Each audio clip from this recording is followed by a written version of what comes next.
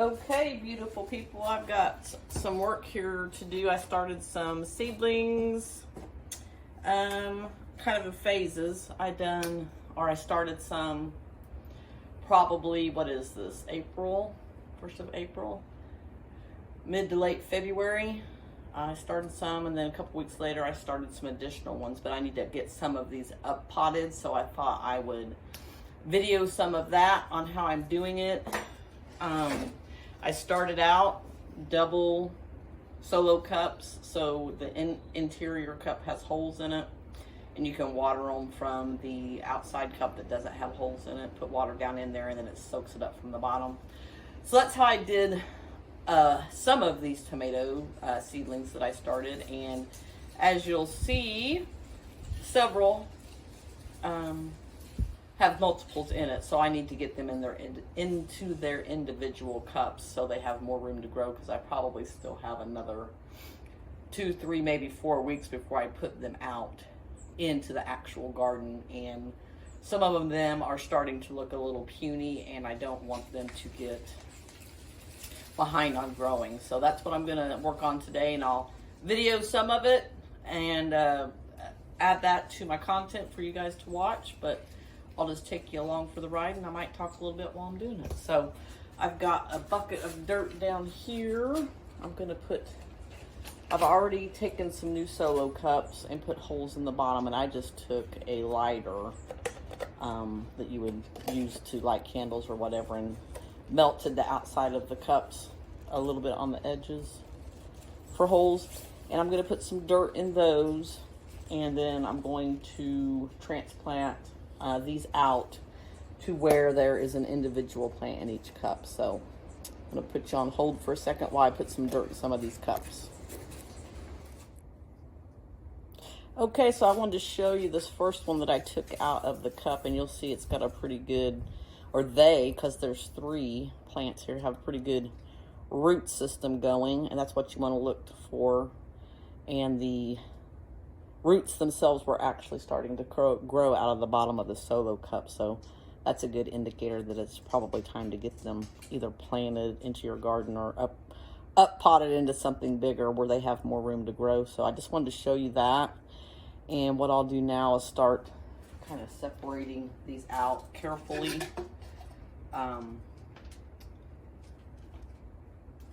To put them into their own separate plant before I put them into a individual solo cup. So don't want to ruin the roots, baby them as much as possible. So this could be quite the process, because I have a lot that I need to separate out today, but that is what I wanted to show you as I'm moving along. And I think I changed my mind a little from the original thought process. I'm going to go ahead and put them in new cups and then put dirt into them. I think I saw somebody else doing that, and it was a little easier versus trying to shove a whole root system into a container that already has dirt. So that's what I'm going to work on next, is putting them into their own cup, and then I might actually put a little dirt in the bottom. Then putting the root system in there, and then filling it up with dirt.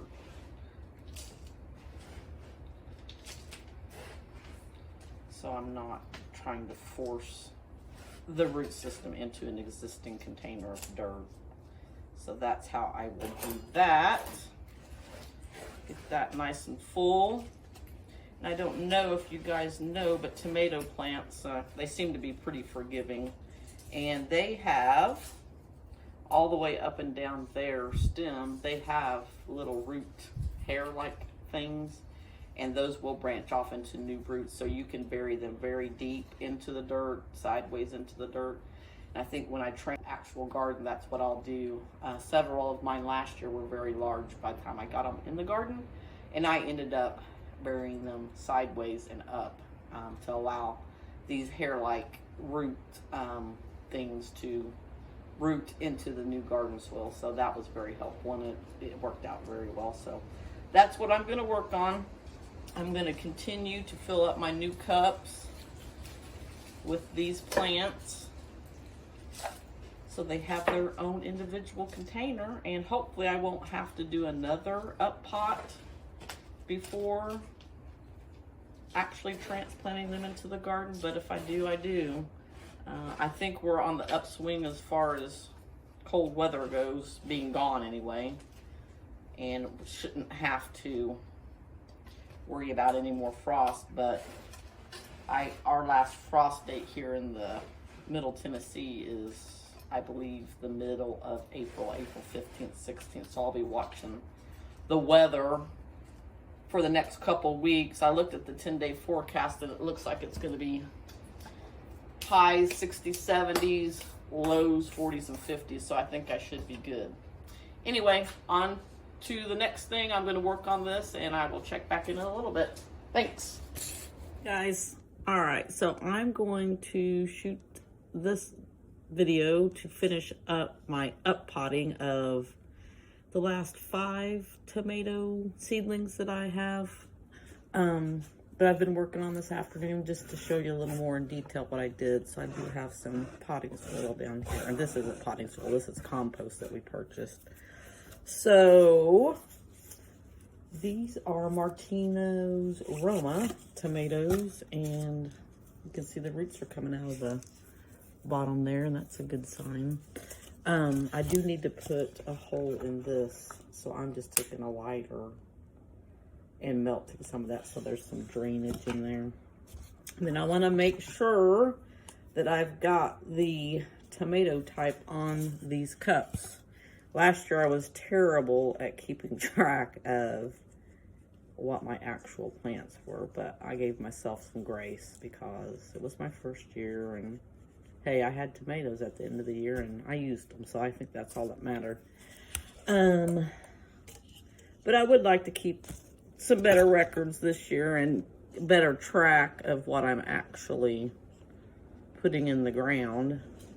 Martino's Roma tomatoes are a seed that I got from Baker's Creek heirloom seeds, if you're interested. They are good for canning for sure. So, all right, let me separate out these 3 from their original cup. And I'll show you what the roots look like, the root ball. And I'm going to try to carefully, gently work these apart a little bit so you don't I don't damage the root ball too much, and give them a better chance of surviving or thriving. I found out pretty quickly last year that starting seeds is quite the process. You have to start your seeds and get them to this point without killing them. And then if you're going to transplant them, up pot them, you have to get them up potted without killing them. Then you have to harden them off, which means taking them from your seed starting room, which is typically, for me anyway, it's inside a controlled temperature area, because they do need some heat to get germination started and such. And then once you finish that, hardening off, you have to, hardening off in itself is gradually introducing them to the outside.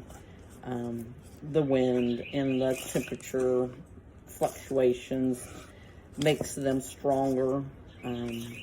Their stems stronger so they can withstand once they are actually transplanted into that garden for the year. So those are the first 3 steps that you have to actually get them to survive before you can consider yourself partially successful.